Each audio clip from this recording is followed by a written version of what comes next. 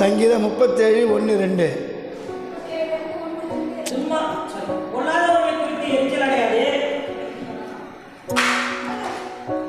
வாய் மூணு.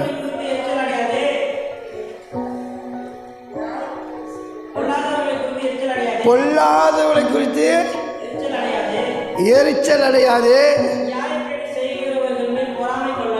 நியாயக்கேடு செய்கிறவர்கள் மேல் பொறாமை கொள்ளாதே. அவர்கள் புல்லை போல எப்படி புல்லை போல சீக்கிரமாய் அறுப்புண்டு பசும் பூண்டை போல் வாடி போவார்கள். அல்லேலூயா. ஜட்ஜ்மெண்ட் வந்துடுச்சு, தீர்ப்பு வந்துடுச்சு. தீர்ப்பு யார் கொடுத்தா? கர்த்தர் தீர்ப்பை மாற்ற முடியுமா? உலகத்தில் தீர்ப்பு கூறினா கூட பணம் கட்டி லஞ்சம் கட்டி வக்கீல் முதல் கொண்டு ஜட்ஜி முதல் கொண்டு பணம் போய் என்ன பண்ணான்? குற்றவாளிகளை எழுதி எடுத்துடலாம். இந்த ஜட்ஜ்மெண்ட்டில் எடுக்கவே முடியாது. உன்னோட பிள்ளையை நினச்சிப்பார், உன்னோட மருமகளை நினச்சிப்பார், உன்னோட பேர குழந்தைங்க நினச்சிப்பார். இயேசு கிறிஸ்து ஒருவன் ஏற்றுக்கொள்ளாவிட்டால் அவனுடைய வாழ்க்கை பூவை போலவும் புல்லை போலவும் தான் இருக்கிறது. புல் எவ்வளோ நேரம் இருக்கும்? புல் வெட்டி எடுத்து போட்டான். பசும் புல்லை போல வாடி போவார்கள். இந்த வார்த்தை எனக்கு எப்போ கொடுத்தாருன்னா, ஆண்டவர் இந்த ஆலயத்தை கட்டுவதற்கு அநேக எதிர்ப்புகள் வந்தது. இடது பக்கத்திலும் வலது பக்கத்திலும் எதிர்ப்புகள் எல்லாம் வந்தது. ஆனால் ஆண்டவர்கிட்ட ஜெபம் பண்ணும்போது அவர்கள் கர்த்தர் அறியாத இருக்க ஜனங்கள் வாழ்கிறது ஒரு வாழ்க்கை தான். இந்த வாழ்க்கையோடு அவங்க மூழ்கி போகுது. அதற்கடுத்தது அவங்க எங்கே போகிறாங்க? நரகம் என்ற பாதாளத்துக்கு, அக்னி கலையில் போக போகிறாங்க.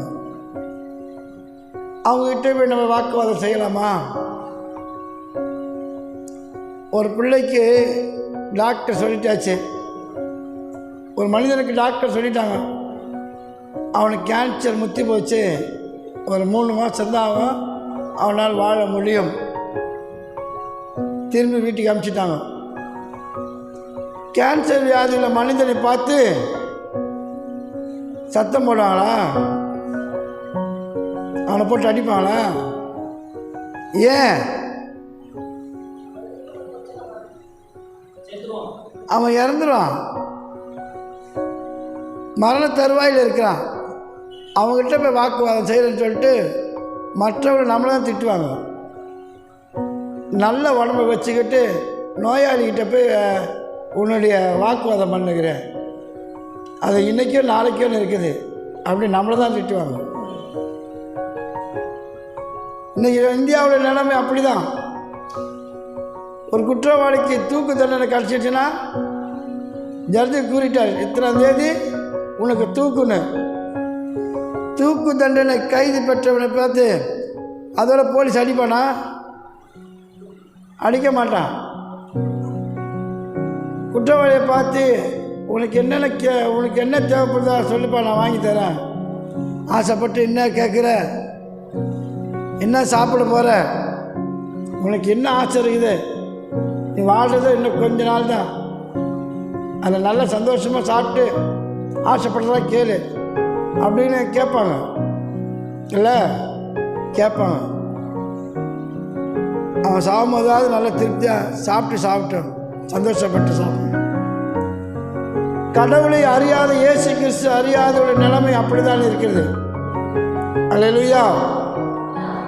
அந்த வேத வசனம், பொல்லாதலை குறித்து நீ எரிச்சல் அடையாதே, நியாயக்கேடு செய்கிற மனிதன் மேலே நீ பொறாமை கொள்ளாதே. அப்படி எரிச்சல் அடைந்தால், பொறாமை கொண்டால், நீ சரியான ரட்சிக்கப்பட்ட மனிதன் அல்ல, சரியான ரட்சிக்கப்பட்ட மனுஷன் கிடையாது, தேவனுடைய பிள்ளைன்னு சொல்ல முடியாது.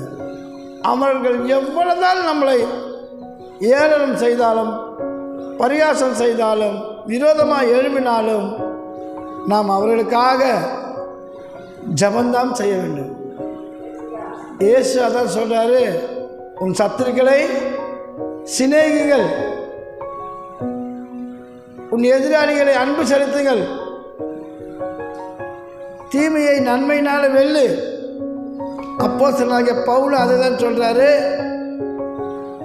தீமையை நன்மையினால் வெல்லு. பழி வாங்குவது கர்த்தருக்குரியது, அந்த காரியத்தை நாம் ஏற்றுக்கொள்ளக்கூடாது. அதனால் கர்த்தர் யுத்தம் பண்ணுவார்.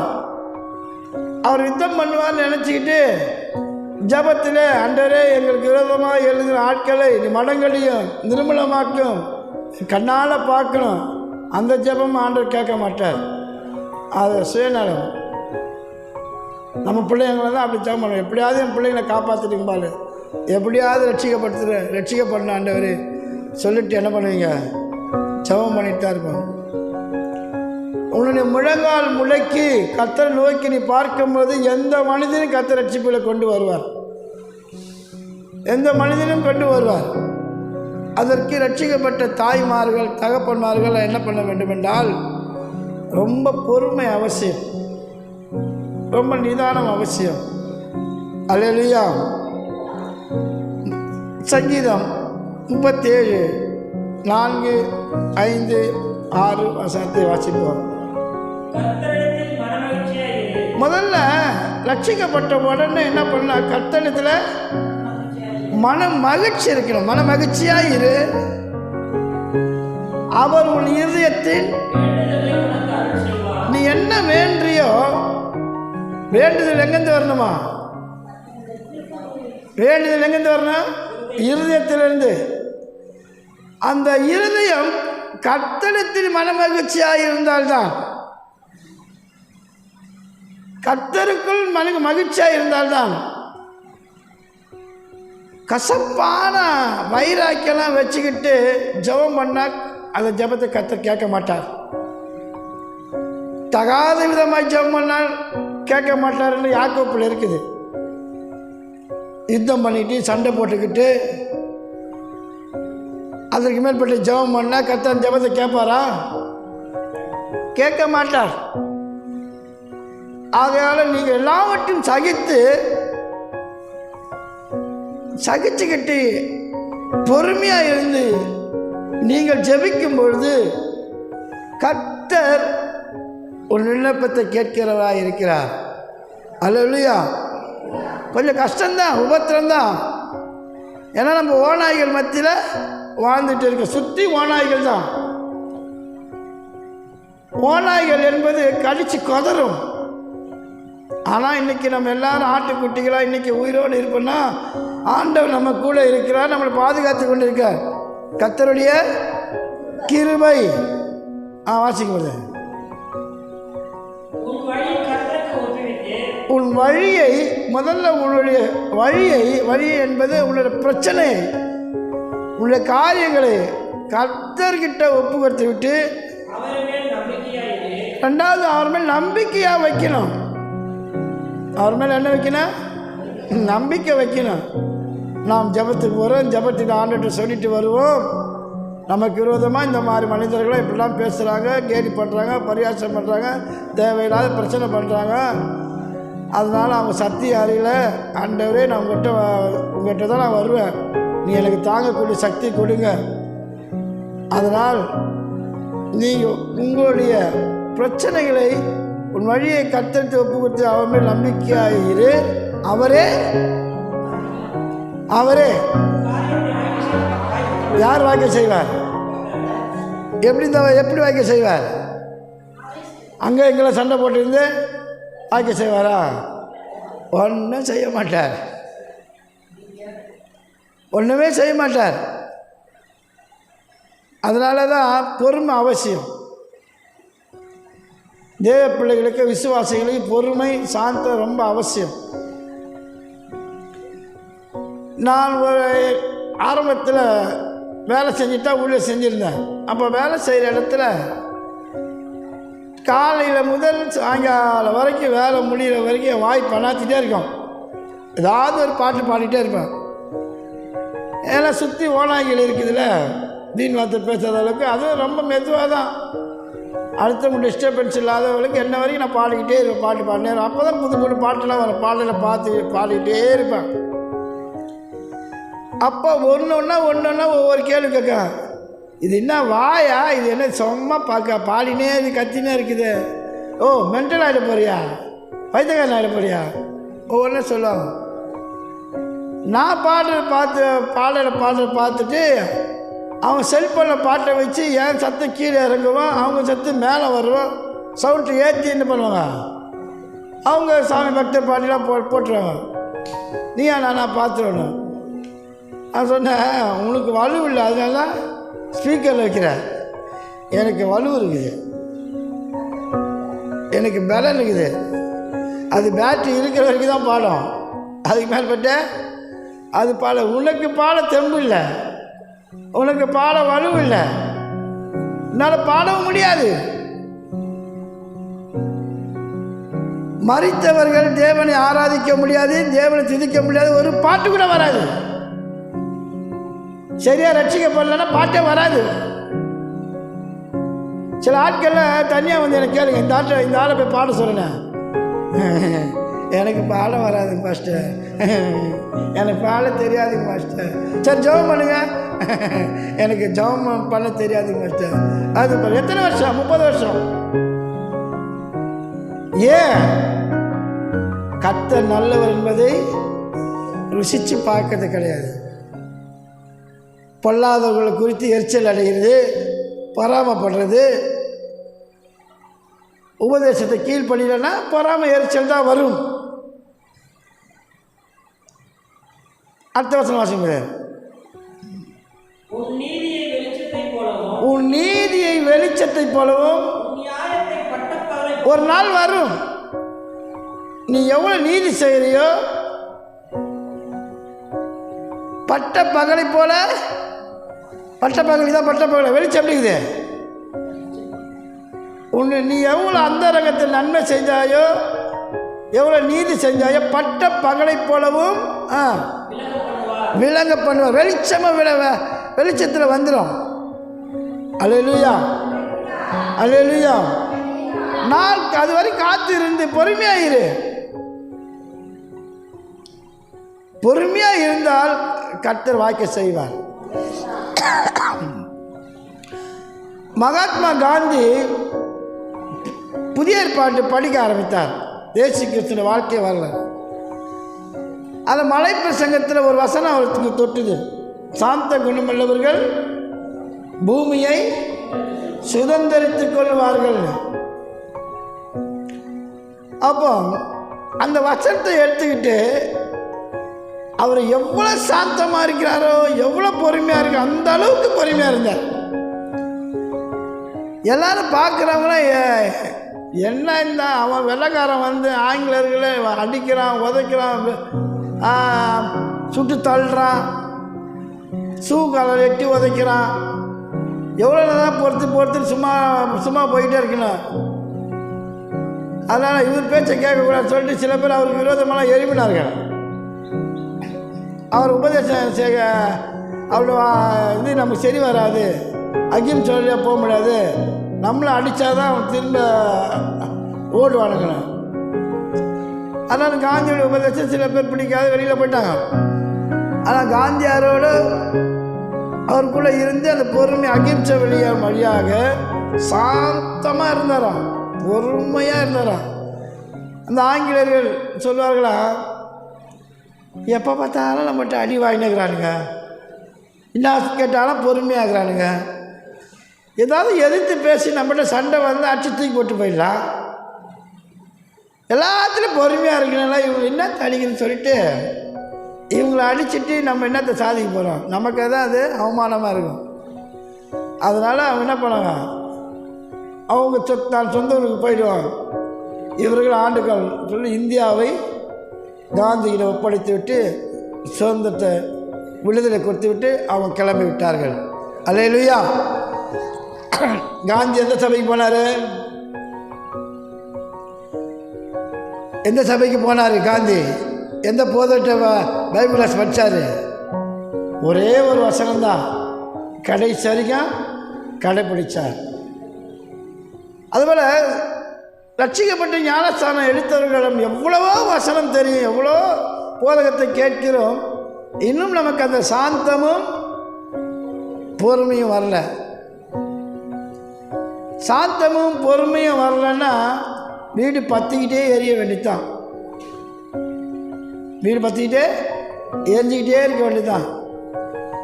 அதில் ஒருத்தராவது சாந்தமாக இருந்து, யார் இயேசுடைய பிள்ளைகள் சாந்தமாக இருந்து, அடித்தாலும் வெறுத்தாலும் தள்ளினாலும் பொறுமையாக இருந்து ஜெபம் பண்ணிவிட்டு ஆண்டவர்கிட்ட ஒப்படைச்சிட்டு அமைதியாக இருந்துட்டான், ஒன்றுனா கர்த்தர் மாற்றுவார். அல்லேலூயா, அல்லேலூயா. அப்போஸ்தலர் 16ஆம் அதிகாரம் 25ஆம் வசனத்திலிருந்து 31 வரைக்கும் வாசிப்போம். 16ஆம் அதிகாரம், அப்போஸ்தலர் 16ஆம் அதிகாரம் 25லிருந்து 31 வரைக்கும் வாசிப்போம்.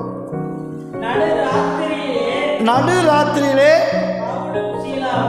பவுலும் சீலாவும் ஜெபம் பண்ணி தேவனை துதித்து பாடினார்கள். போதும் அப்படின்னு. நடுராத்திரியில பாடுற இடம் ஜெயில், சிறைச்சாலை. பாடுறேன்னா சிறைச்சாலை. அடி மேலே அடித்து காயப்படுத்தி தோல்படுத்த கட்டி போட்டு சித்திரவதை செஞ்சாங்க. ஆனாலும் அந்த சித்திரவதை அவர்கள் பெருசாக எடுத்துக்கொள்ளாமல் ஜெபிக்க ஆரம்பித்து துதித்தார்கள். அது பாட்டு பாடி துதிச்சாங்களா, பாடல் பாடி. நெருக்கத்தில் மத்தியில் அந்த மாதிரி நெருக்கங்கள் வந்து நெருக்கத்தில் மத்தியில் பாடி துதிக்கும் போது பெரிய காரியங்களை செய்வார். என்னதான் கிட்டார் அடிக்கிறாங்க, கீபோர்டு வாசிக்கிறாங்க, எவ்வளோ ஆராய்ச்சிருக்காங்க, எதை பண்ணுறாங்க, ஒரு பிரசன்ஸ் ஒன்றும் கிடைக்கல. அவங்க 2 பேர் தான் ஒருமனப்பட்டு இயேசு கிறிஸ்துவுக்காக உபத்திரப்பட்டு மற்ற ஆத்துமாக்கள் ஆதாயமாக்குவதற்காக சிறைச்சாலையில் உள்ள கைதிகள்லாம் வந்து இவர்கள் அடிக்கும் பொழுது, திட்டும்போது, ஏளனமாக நகைக்கும் பொழுது, அதிகாரிகளாக தூஷணமாய் பேசும் பொழுது அதெல்லாம் ஏற்றுக்கல. அல்லேலூயா. ஆகையால் அது எதற்காக சபம் வந்ததுன்னா, ஒரு அம்மா வந்து பவுலை குறித்து பெருமையாக பேசும்போது இவர்கள் தேவ மனுஷர்கள் என்று புகழ்ந்து பேசினார்கள்.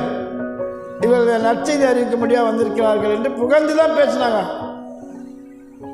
பவுல் பார்த்து, இன்னாதான் எனக்கு பிரெயின் வாஷ் பண்ணாலும் என்ன அதான் சொல்லுவாங்க, அந்த நைஸ் பேசிடுவாங்க, நைஸாக பேசுவாங்க. நீ என்னை பிரெயின் வாஷ் பண்ணி நைஸாக பேசுனாங்களோ, உனக்குள்ள ஒரு பொல்லாத ஆவி இருக்குது, குறி சொல்கிற ஆவி இருக்குது.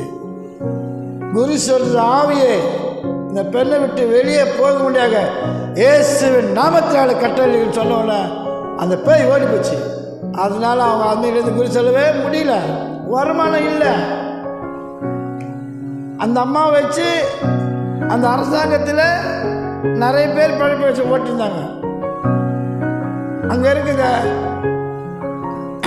விக்கிரக தேவர்களை வணங்கி இருக்கும் போது அவங்க வரவங்களுக்கெல்லாம் குறி சொல்லியிருந்தாங்க. இப்போ வருமானம் நின்று போச்சு, ஒன்றும் இல்லை, எதிர்ப்பு கிளம்பிடுச்சு. அது நிமித்தமாக பவுலை கொண்டு போய் என்ன பண்ணிட்டாங்க, ஜெயிலில் போட்டாங்க. இவன் இப்படியே விட்டா அந்த விக்கிர கோயிலில் சாமி இல்லை, அதில் ஊமை, பேசாது, கொல்லாது, கண் இருந்து பார்க்காது, காது இருந்து கேட்காது, மூக்கு இருந்து முகராது, எல்லாரையும் சொல்லி சொல்லி சொல்லி சொல்லி இந்த செஞ்சு வைக்கிற சிலையெல்லாம் யாரும் வாங்க மாட்டாங்க. அப்புறம் சிலையும் செய்ய முடியாது, வருமானம் அற்றுப்படி நினச்சி தொழில் பாதிக்குன்னு சொல்லிட்டு எல்லாரும் வருமானப்பட்டு என்ன பண்ணிட்டாங்க, பவுலுக்கு விரோதமாக எழுப்பினார்கள். அதனால் பவுலும் சீலாவும் கொண்டு போய் ஜெயிலில் போட்டாங்க. அல்லேலூயா. ஜெயிலில் போட்டால் அவர் என்ன பண்ணார், அங்கே என்ன ஆண்டவர் உங்களை பற்றி தானே எடுத்து சொல்ல வந்தேன், உங்களை பற்றி எடுத்து சொல்ல வரும்போது அந்த அசுத்தாய் துரத்து விட்டீங்க, கடைசி எங்களை 2 பேரும் தூக்கி உள்ளே போட்டீங்கன்னு சொல்லிட்டு அவர் கர்த்தர்ட்ட அவர் கேட்கவே இல்லை. அங்கே இருந்தாலும் இந்த கர்த்தரை பாடி துதிக்கிறார்கள். அந்த பொல்லாதவனை குறித்து அவர் என்ன பண்ணல, எரிச்சல் அடையல. இப்படி அடிக்கிறானுங்களே, இவனுக்கு என்ன கதி ஆவானுங்களோ, அல்ல சாபம் விடலை. நான் நல்லது தானே செஞ்சேன். எதிராளிகளை பார்த்தா பவுல் என்ன பண்ணல, சாபம் இல்லை. பொல்லாதவன் குறித்து எரிச்சலை அடையல. ஏன் எரிச்சல் அடையினா,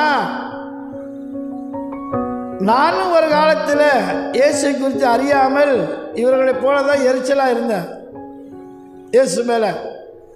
இயேசு என்னுடைய மனக்கண்ணை திறந்தார், இவர்களுடைய மனக்கண்ணை திறக்க அறியாமல் இருக்கிறாங்கன்னு சொல்லிட்டு பவுல் அவங்களை குறித்து எரிச்சலையே அடையல. பாடல் பாடி துதிக்கிறார். துடிக்கும் பொழுது சிறைச்சாலை கதவு என்ன பண்ணு பூட்டு சங்கிலி, பூமி முதல்ல சளிதில் பூமி அரிச்சா அதிருது அப்படியே. அல்லேலூயா. நீ உட்கார்றனா அதிரணும், உன்னுடைய ஏரியா அதிரணும். அதிரணும் எப்படி அதிரணும், நீ டெய்லி பாட்டு பாடினே இருக்கணும். ஸ்பீக்கர் போட்டு அடி, ஏசு நாமத்தை சொல்லி ஜெபம் பண்ணி கூட எல்லாம் உனக்கு எதிர்ப்பாக எழுப்புவாங்க. அதுதான் அதிர்துன்னு அர்த்தம். நம்ம என்ன எதிர்ப்பு வந்த உடனே கொஞ்சம் சவுண்டு கம்மியாக வச்சுங்க பாஸ்டர், வெளில ஒரே பிரச்சனை ஆகுதுங்க பாஸ்டர், ஜெபம் பண்ணக்கூடாதுன்னு சொல்கிறாங்க பாஸ்டர், அப்படி என்ன பண்ணுறான், ஜெபத்தை நிறுத்துவதற்காக இருக்காங்க.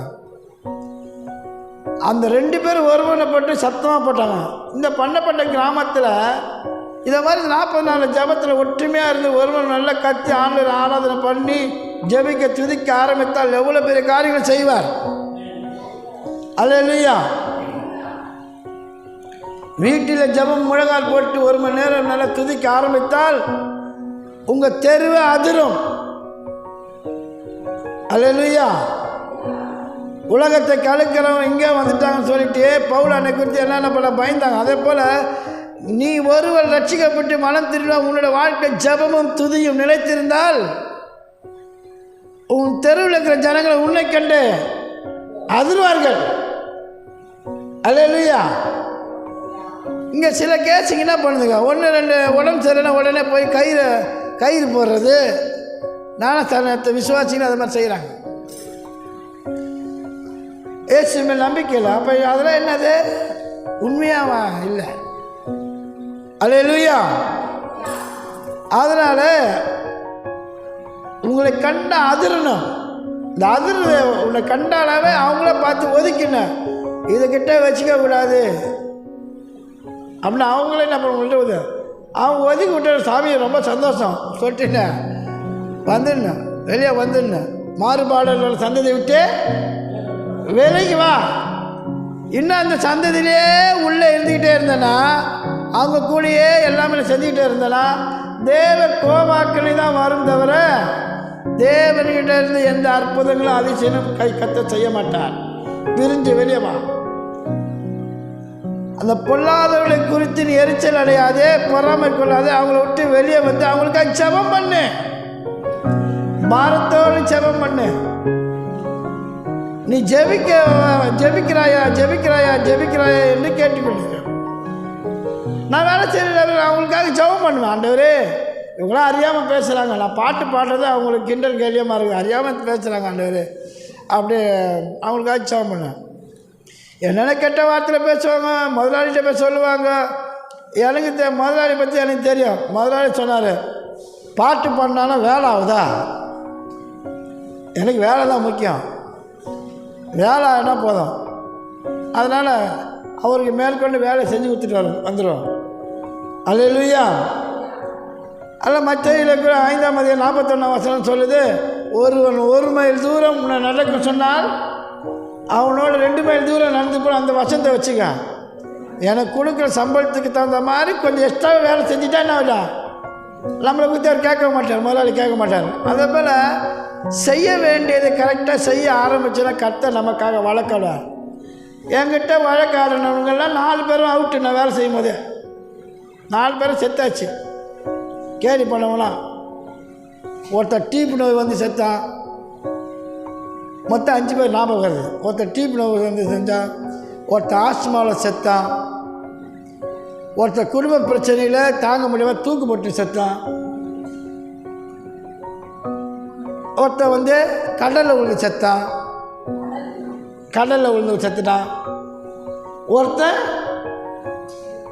அவன் சொந்தக்காரன் இருக்கிறதுனால அவனுக்கு உதவி எல்லாம் நன்மை செஞ்சு தீமை நன்மை வெளில அவனுக்கு உதவியாக செய்வேன் கொள்வேன். அவன் ஒன்று மனம் திரும்பி ஞானஸ்தானம் எடுத்தான். கொஞ்ச நாள் சபைக்கு போனான், கொஞ்ச நாள் தான் போனான். திடீர்னு ஒரு வியாதி வந்து அவனை இறந்துட்டான், பரலோகத்துக்கு போயிட்டான். அல்லேலூயா. 5ல் 1 தேறிச்சு. நமக்கு விரோதமான எழுமுதுனாங்க நிற்கல. அல்லேலூயா. அதுக்காக நம்மகிட்ட வச்சவங்களாம் ஒன்று இந்த மாதிரி கேஜி அந்த மாதிரி கேள்வி அதெல்லாம் கிடையாது. நாம் அவர்களுக்காக ஜெபிக்க, ரட்சிப்பதுக்காக ஜெபிக்க ஆரம்பித்தால் கர்த்தர் அதை பார்க்கிறார். உனக்காக பருதி பேசுகிறாரு, நீ அவங்கள குறித்து இப்படி பேசுன்னு சொல்லிட்டு நம்ம அந்த பொல்லாதவர்கள்லாம் பசும் பூண்டை போலும் புள்ளை போலும் வாடி வதங்கி போயிட்டாங்க. அல்லேலூயா. மற்றவங்களை போகக்கூடாது தான் நம்ம என்ன பண்ணுறோம், ஜெபம் பண்ணுறோம். இங்கே இருக்க பண்ணப்பட்ட ஐயோ இவங்களாம் இப்படி பேசுகிறாங்களா, அவங்களாம் இப்படி பேசுகிறாங்களான்னு சொல்லிட்டு அவங்களாம் என்ன கதி ஆகுவாங்க சொல்லிட்டு நீ இயேசுவை பற்றி நீ இப்படி பேசுகிற, உங்களுக்கு தெரியாது அப்புறம் தெரியுன்னு சொல்லிட்டு நம்ம அப்படிலாம் நாங்கள் பயமுறுத்தக்கூடாது. அல்லேலூயா. அதனால் நம்ம ஊர் மக்களுக்கு அந்த பாரத்தோடு வியாகுலத்தோடு கண்ணீரோடு நாம் ஜெபிக்கிற ஒரு விசுவாசம் இருக்க வேண்டும். அப்பொழுதுதான் உன்னுடைய நீதி பட்ட பகலை போல வெளிச்சத்தில் பிரகாசமாக கொண்டு வருவார். அல்லேலூயா. வாசிங்க.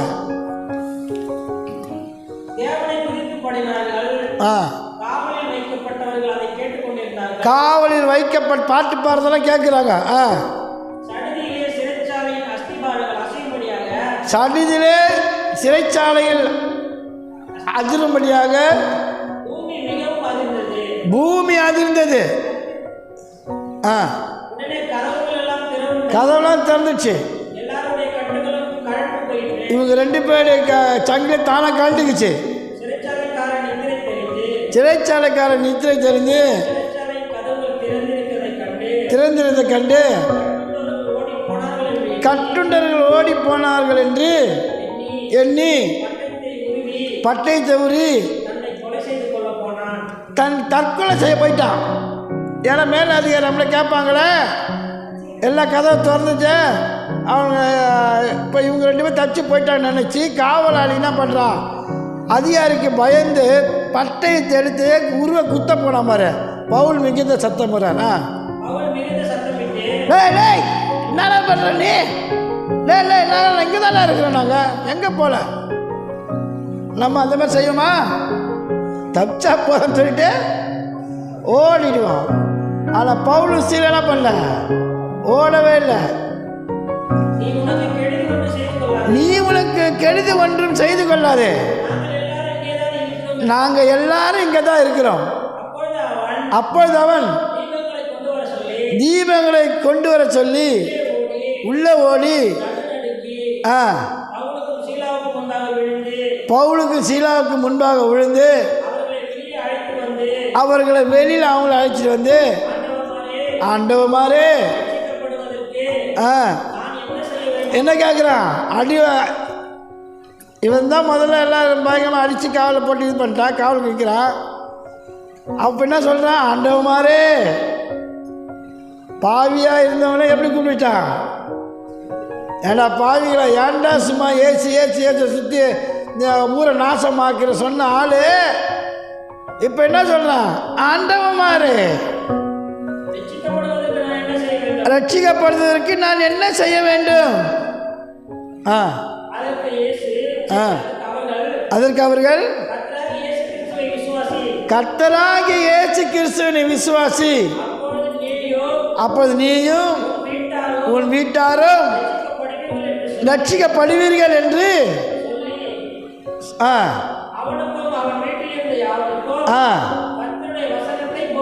கர்த்தருடைய வசனத்தை போதித்தார்கள். 30 முடிஞ்சிச்சிங்களா? 31 வரைக்கும் இருந்துச்சா? இப்போ 34 வச்சுங்க.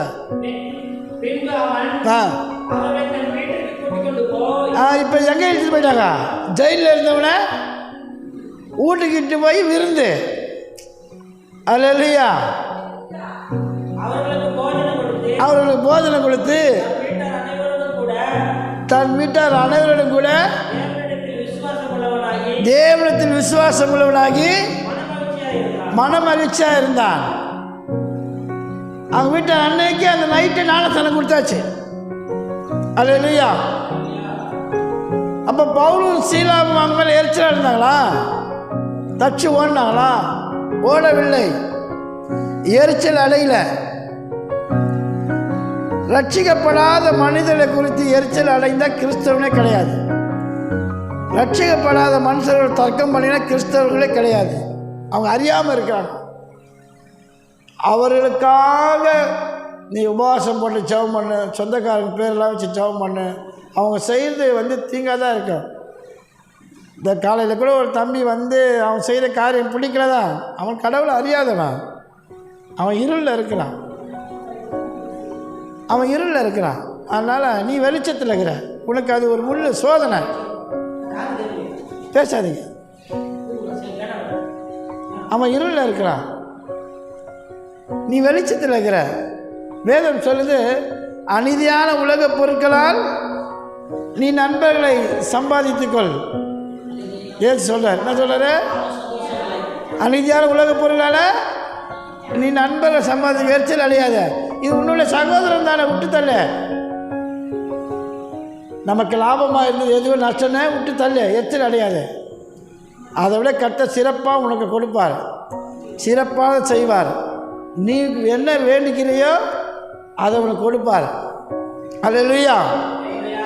அதனால் நம்ம தர்க்கம் பண்ணிக்கிட்டே இருந்தோம்னா அவன் என்ன பண்ணான்? கிறிஸ்தவனாக இருந்து இவ்வளோ கடினகரமாகறான் பாருங்க.